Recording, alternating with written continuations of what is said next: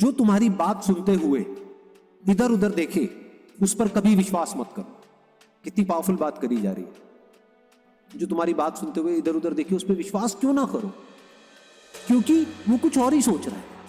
वो आपकी बात में जब इंटरेस्टेड नहीं है तो आप में इंटरेस्टेड कैसे होगा?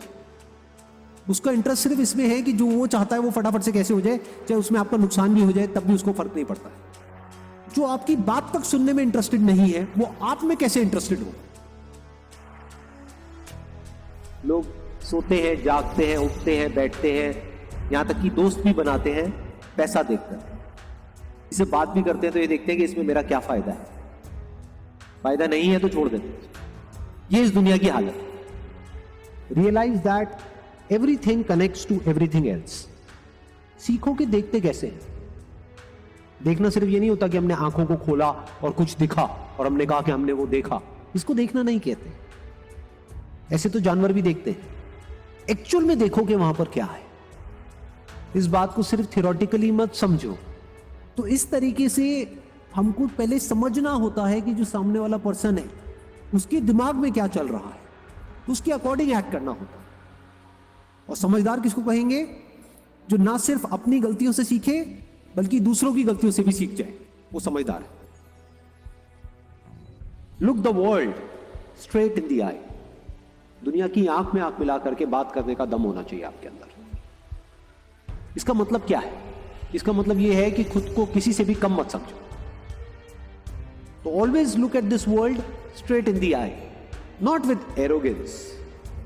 इसलिए नहीं कि मैं तो ये, मैं तो वो तो नहीं। ना मैं आपसे कम, ना मैं आपसे ज्यादा। कुछ आपकी वीकनेसेस हैं जो सामने वाले की स्ट्रेंथ हो सकती है, कुछ सामने वाले की वीकनेसेस हैं जो आपकी स्ट्रेंथ हो सकती है। सिर्फ अपनी वीकनेसेस को सामने वाले की स्ट्रेंथ से क्यों कंपेयर कर रहे हैं? इनफैक्ट कंपेयर ही क्यों कर रहे हैं? जिस तरीके से इन्होंने ये बोला है वो बड़ा इंटरेस्टिंग है। ध्यान से ऑब्जर्व करो। क्या कह रहे हैं? I know you won't believe me. क्यों? ये मजाक उड़ा रहे हैं आपका, मासेस का मजाक उड़ा रहे हैं। तो पहले ही कह रहे हैं, मतलब इस कोटेशन की शुरुआत कहां से हो रही है? I know you won't believe me. क्यों? क्योंकि आप लोग बिलीफ में ही जीते हो, बिलीफ में ही मरते हो। उसको क्वेश्चन करने का दम नहीं है, बहुत कम लोगों में होता।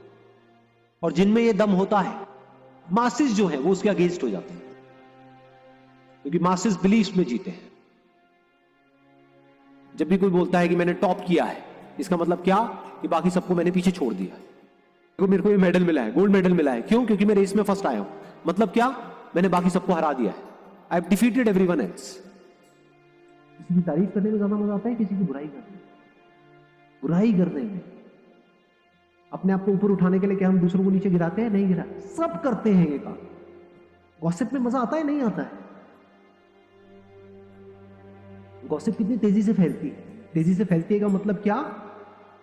कि करोड़ों लोगों का उसमें इंटरेस्ट है, तभी फैल रही है। अच्छी न्यूज ज्यादा तेजी से फैलती है या बुरी न्यूज? बुरी न्यूज। इंडिया में आप देखोगे ज्यादातर, एक्सेप्शंस आर ऑलवेज देयर, ज्यादातर लोग पढ़े हुए हैं और कुछ भी बड़बड़ करते चले जा रहे हैं कि ये प्रॉब्लम है, वो प्रॉब्लम है, वो प्रॉब्लम। ये भी मैंने बड़ा हल्का वर्ड यूज किया है। इससे स्ट्रॉन्ग वर्ड्स भी यूज किए जा सकते हैं लोगों के लिए। ऐसा है या नहीं है? किसी भी पार्क में चले जाओ, किसी पान की दुकान पे चले जाओ, जिंदा लाशें लगती है देखने में।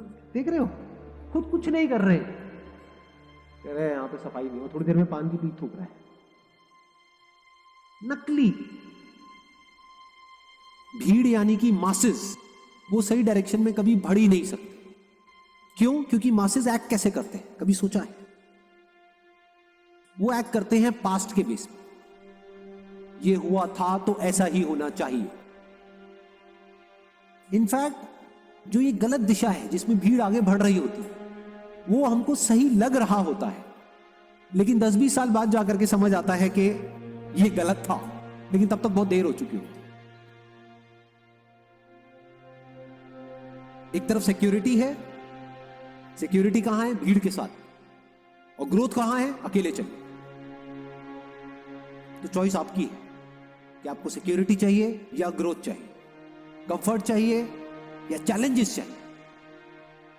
तो क्या कहा जा रहा है कि कुछ भी मानो मत, यहां पर भर करके मत बैठे रहो। जो भी यहां भरा हुआ है उसको क्वेश्चन करो, जो भी कहीं लिखा हुआ है उसको क्वेश्चन करो। फॉर एग्जाम्पल मैं कुछ कह रहा हूं तो उस बात को क्वेश्चन करो, क्योंकि दो बातें हो सकती है, एक कि जो मैं कह रहा हूं उसमें गलती हो सकती है, दूसरी हो सकता है जो मैं बात कह रहा हूं वो गलत नहीं है, वो बात सही है, लेकिन जो आपकी समझ है वो गलत है। तो जब तक आप क्वेश्चन नहीं करोगे आप समझ ही नहीं पाओगे कि एक्चुअल में मैं क्या कह रहा हूं, आप समझ ही नहीं पाओगे कि एक्चुअल में जो मैं कह रहा हूं वो सही भी है या नहीं है, बस पकड़ करके बैठे रहो। जरूरी नहीं है कि जो बुक्स में लिखा है, जो भी रिलीजियस बुक्स है वो गलत है, हो सकता है आपकी समझ गलत हो। मतलब जो बेवकूफ लोग होते हैं और एक्चुअल में समझदार होते हैं उसमें सबसे बड़ा फर्क क्या होता है, बेवकूफों को सब पता होता है।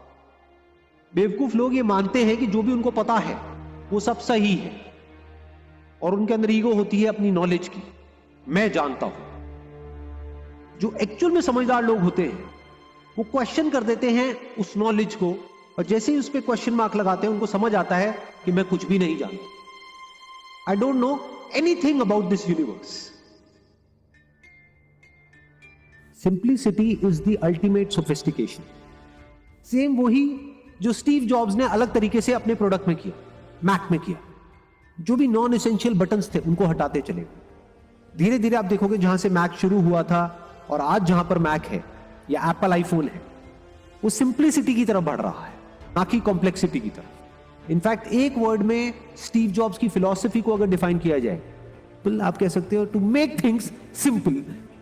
इनफैक्ट जितने भी पास्ट में फिलोसोफर्स हुए हैं उसमें सबसे बड़ा चैलेंज यही था कि किस तरीके से वो देख रहे हैं, जो और लोग नहीं देख पाते हैं, उसको किस तरीके से कम्युनिकेट किया जाए सिंपल तरीके से कि सामने वाला समझ सके कि वो एक्चुअल में बहुत ही कॉम्प्लेक्स है, लेकिन बाहर से देखने में लगे तो बहुत ही सिंपल है कि इसको तो कोई बच्चा भी ऑपरेट कर सकता है। ये अपने आप में टफ टास्क होता है। इसको अचीव करने के लिए, यानी कि इस सिंप्लिसिटी को अचीव करने के लिए you need to have a great deal of intelligence. तो अगर आप चाहते हो कि आपकी इस बॉडी के थ्रू एक मास्टरपीस क्रिएट हो, तो बीच में रुकावट क्या है? आप खुद ही हो। तो सवाल उठता है माइंडसेट को कैसे ठीक किया जाए? बहुत सिंपल है, ढंग की इंफॉर्मेशन अंदर डालें। ये जो चॉइस है ना, ये हमारे हाथ में, आपके हाथ में। जैसे आपकी डाइट की रिस्पॉन्सिबिलिटी किसकी है? किसी और की है ना। आज तक आपको कचरा खिलाया है तो कौन आपको रोक रहा है ढंग का खाने के लिए? आप चाहो तो बदल सकते हो ना अपने आप को। ऐसे ही माइंडसेट को बदला जाता है।